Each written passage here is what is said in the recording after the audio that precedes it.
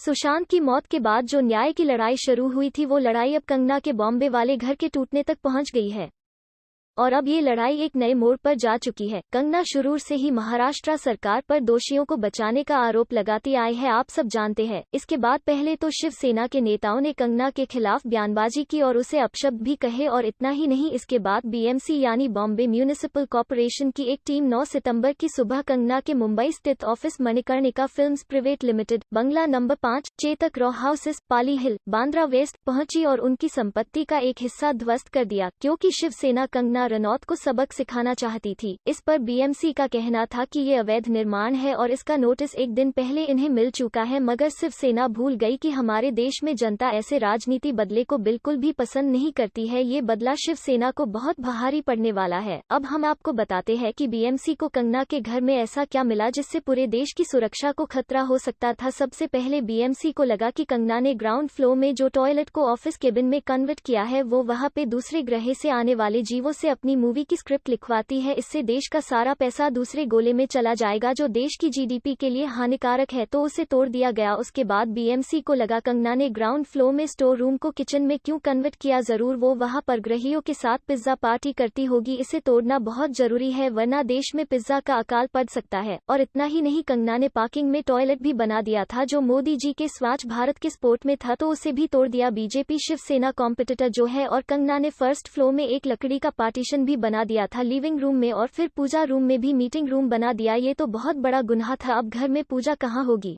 फिर first floor में भी टॉयलेट बना दिया। बीएमसी मोदी जी की स्वच्छ भारत का समर्थन नहीं करती। अरे भाई, ओपोजिशन पार्टी जो है, अब हमें तो कंगना से इस ऑफिस के टूटने का कोई और कारण नहीं दिखता, तो जरूर महाराष्ट्र सरकार के वरिष्ठ सलाहकार नेताओं के ऐसे ही विचार रहे होंगे, क्योंकि जिस इलीगल कंस्ट्रक्शन की बात बीएमसी कर रही थी, ऐसे इलीगल कंस्ट्रक्शन के लिए ऐसी कार्यवाही होती ही नहीं है, जिससे साफ हो गया कि ये बदले के लिए किया गया था। इसके बाद अब कंगना और महाराष्ट्र सरकार आमने सामने खड़े हो गए हैं और कंगना का साथ देने के लिए कोई भी बड़ा किरदार या जो फिल्मों में लोगों की मदद करने का नाटक करने हैं वो नकली हीरो कंगना से साथ नहीं है। इन सब के बाद कंगना ने उद्धव ठाकरे के खिलाफ एक वीडियो पब्लिश की जिसमें वो बहुत गुस्से में नजर आई, जो एक नॉर्मल बात भी है, और सीधा उनका नाम लेके बात की। अब देखना ये है कि बीएमसी द्वारा लिया गया ये एक्शन महाराष्ट्र सरकार के लिए कितना बड़ा नुकसान साबित होता है। हो या ना हो, इस इलीगल कंस्ट्रक्शन को तोड़ा गया है, इसमें शिवसेना प्रमुख उद्धव ठाकरे का सीधा हाथ ना हो, पर उन्हें इस पर नजर जरूर रखनी चाहिए थी और ऐसा काम नहीं होने देना चाहिए था। उद्धव ठाकरे को आमतौर पर काफी सुलझा और मजबूत इंसान समझा जाता है, पर इस बार वो अपनी पार्टी के नेताओं की वजह से समाज की नजरों में गिरते नजर आ रहे हैं।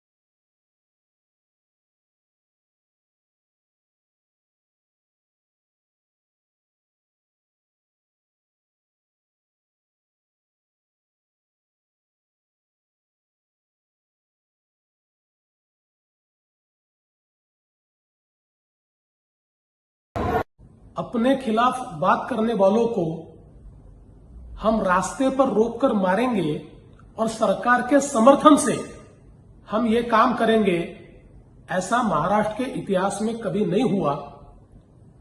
जो बात गलत है उसको गलत कहना ही चाहिए, लेकिन उस बात से महाराष्ट्र का जितना अपमान होता है या महाराष्ट्र पुलिस का जितना अपमान होता है, उतना ही अपमान सरकार जिस प्रकार की कार्रवाई कर रही है उस कार्रवाई के कारण महाराष्ट्र का पूरे देश में हो रहा है।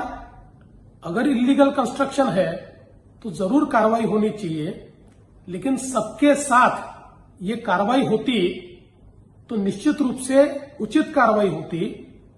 किसी ने आपके खिलाफ बात कही इसलिए जब आप कार्रवाई करते हो तो ये कायरता है, बदले की भावना है और महाराष्ट्र में इस प्रकार की भावना का कोई सम्मान नहीं हो सकता।